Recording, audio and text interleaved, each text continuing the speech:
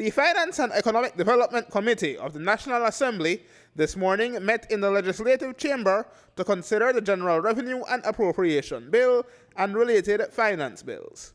The Statutory Board's Development Contribution Bill, introduced by Prime Minister Dean Barrow on Monday, proposes that 10% of revenue from boards such as the Belize Tourism Board and Protected Areas Conservation Trust be handed over to the Consolidated Revenue Fund.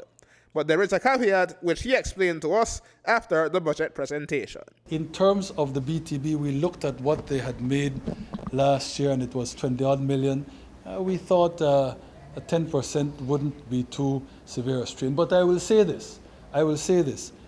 If any of the statutory bodies from whom we are looking to take the 10% can show us where they can't afford it, that they are running their affairs properly.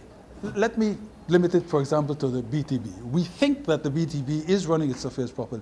They come back and they say, listen, for marketing, we need back that 10%. We'll give them. Co-managers of Belize's protected areas, however, say too many taxes will hurt one of the few industries making revenue for the jewel at the moment, as explained by the Belize Tourism Industry Association's Executive Director, John Burgos. With regards to the 10% that has been requested from the statutory bodies, we have concerns also with the funding that the BTV, also the PACT.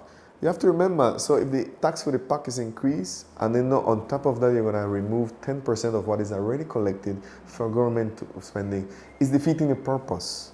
It's like we are neglecting what is feeding the nation. The committee, chaired by John Saldivar with Edmond Castro and Frank Papamena as members, and joined by Financial Secretary Joseph Waite, informed that they would not be looking at the departure tax at this meeting.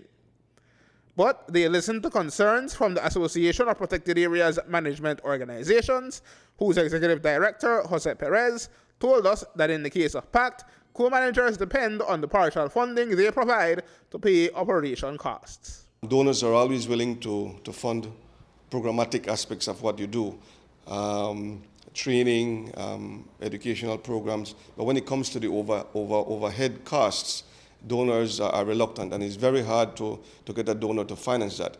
That is where PAC, with the recent amendment in 2015, agreed to fund 20% of what we call core cost. And even that 20% we feel is small. And so imagine, as is right now, the funds that PAC has to fund the 20% is limited. And that is why it is through a grant application and competitive process. Imagine now removing a further 10%.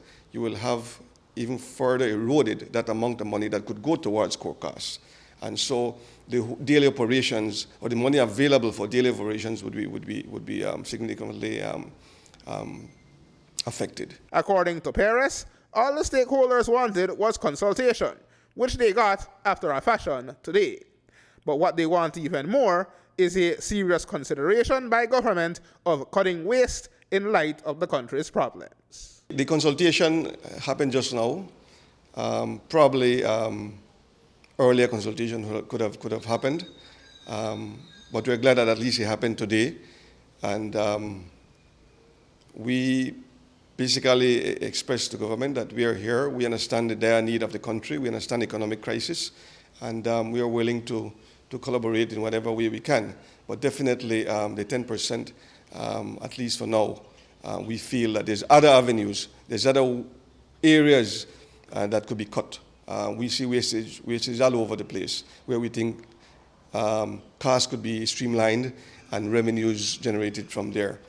We feel that the statutory body, especially PAC right now, those monies are badly needed by co-managers for protected areas. Aaron Humes reporting for News 5.